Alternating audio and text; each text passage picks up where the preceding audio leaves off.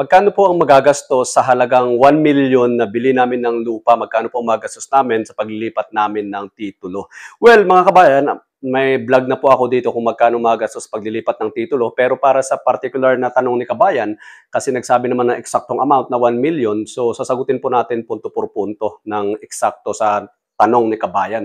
So sa halagang 1 million kabayan, let's say tapos na lahat ng mga dokumento, nasa inyo na lahat yung DOAS, yung titulo at lahat ng mga documentary requirements sa paglilipat ng titulo, dapat mag-prepare. Ito yung mga bagay, ito yung mga amount na dapat mong paghandaan, kabayan. Alam naman natin sa mga sinasabi ko sa lumang vlog ko, sa ibang videos ko, at sa nakikita nyo naman, alam nyo, may idea naman kayo na kailangan may bayaran tayo sa BIR. So kapag 1 million yung bili mo ng property, ang capital gains tax niyan, kabayan, unang-una, CGT, isang malaking bayarin niya. Let's say malinis yung titulo. Wala kang dapat ayusin, walang annotation, walang encumbrance, walang maling spellings, pangalan, wala kang ibang gagastusin, malinis. Ililipat mo na lang. So, diretso tayo sa CGT, kabayan. Capital gains tax, 6%. 6% sa pinagbentahan, 6% sa selling price.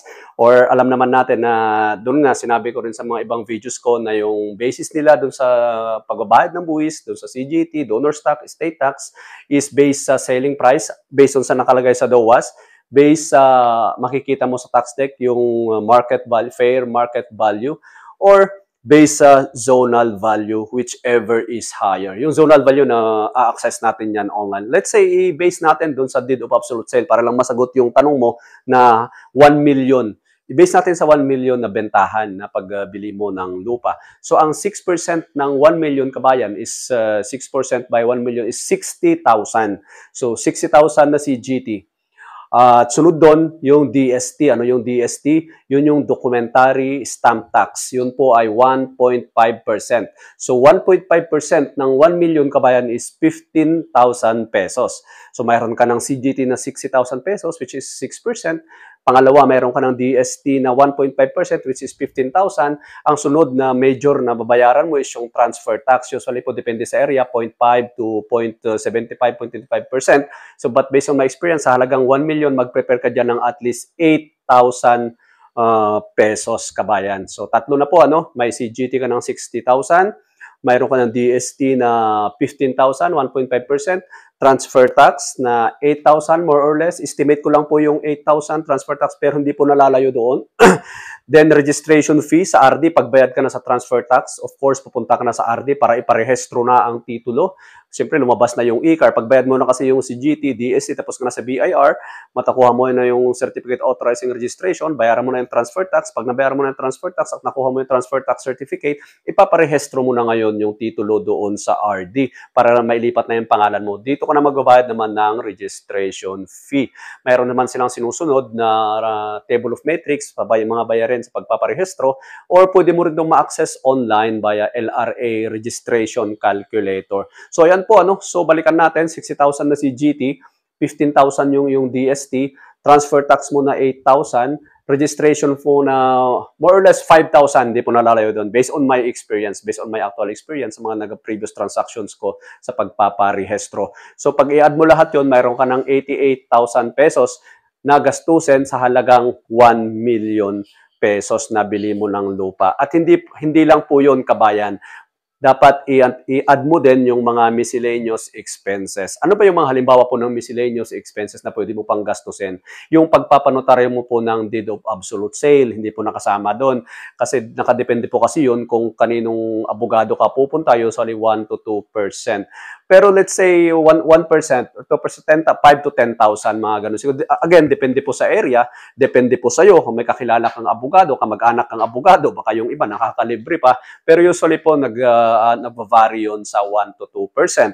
Ano pa bang mga miscellaneous expense? Yung pagkuha mo po ng CTC or Certified True Copy.